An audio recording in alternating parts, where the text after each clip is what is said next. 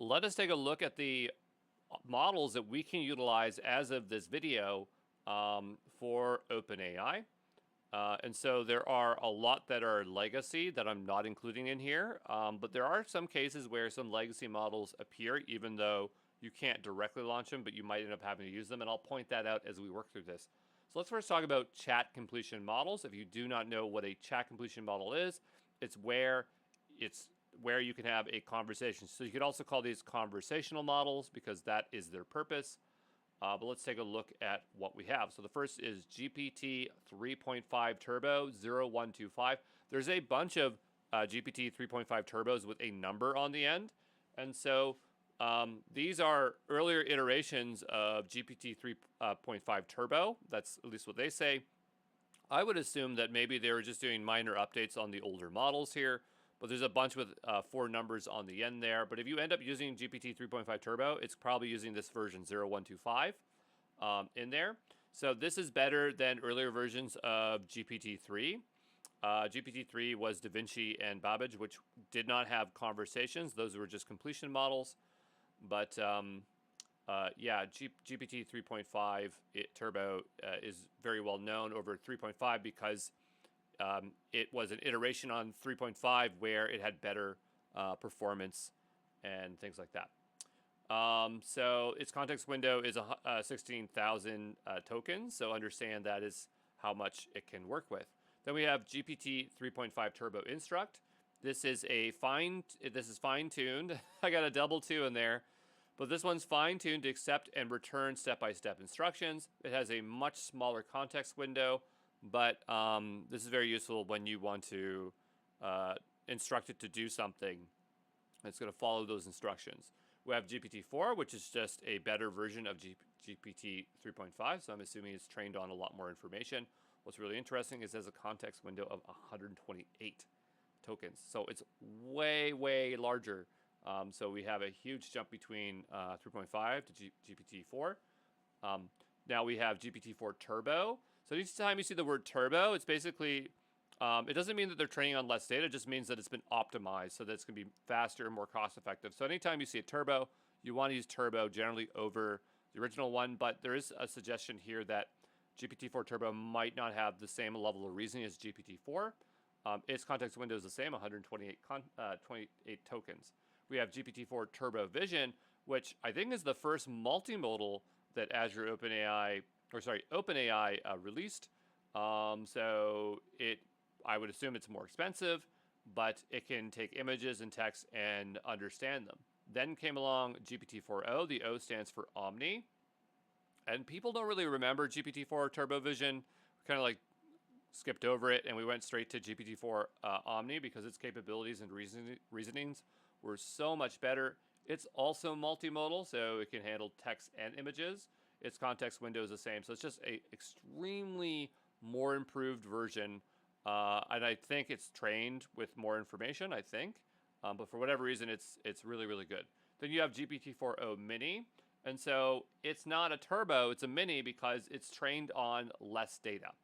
So it has a smaller data set, but it's extremely fast. It's extremely cost effective.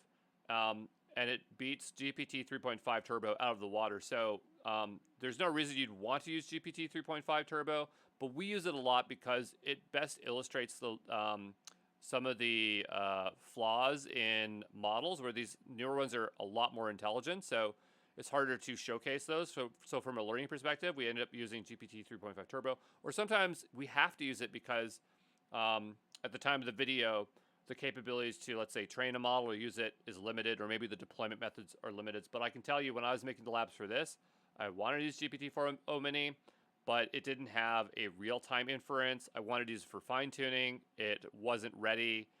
It was announced that I could fine-tune on it, but even after that announcement, I still couldn't utilize it. So, just understand that we use GPT 3.5 Turbo, even though there are better options out there. Its context window is 128 tokens as well. So no reduction there, even though it's a smaller, faster model. Let's talk about completion models.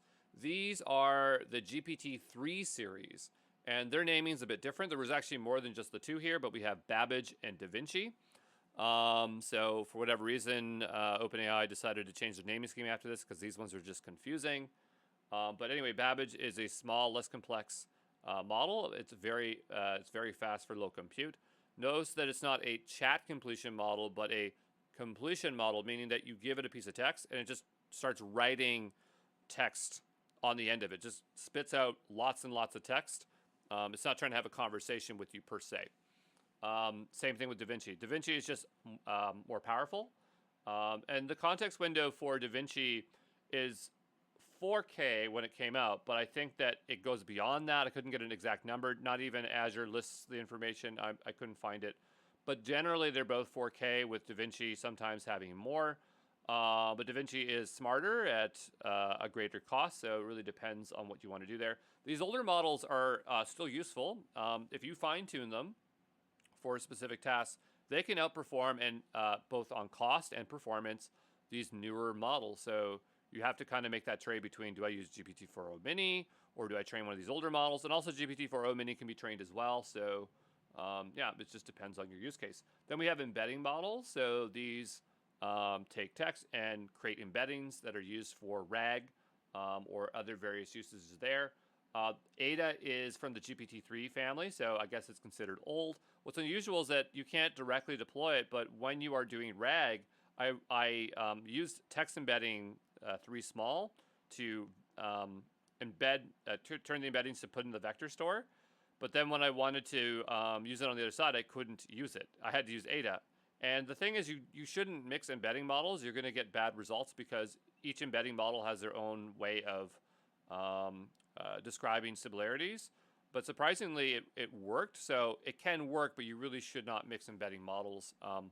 And that Ada thing just kind of cropped out of nowhere. We have text embedding 3 small, text embedding 3 large. That does not mean they're part of the GPT-3 family. I have no idea why they're called 3. But the key difference here is the small is less complex and the large is more complex. So you're going to have better accuracy, better reasoning or similarity information for large. How they work, we have no idea. They do not tell us. We have Whisper, which they'll say it's a speech model, but it's specifically a speech-to-text model. It understands speech. That's its modality, speech. Turns it into text. Then you have text-to-speech, and they're just named TTS. So you give it text, it produces speech. The HD version just produces a more high-quality voice. Not necessarily at a higher sample rate, just a higher or better natural-sounding voice. We have image models such as DALL-E 2 and DALL-E 3. And yes, they have those weird hyphens in there. I don't know why. So DALL-E 3 is better than DALL-E 2. Pretty straightforward.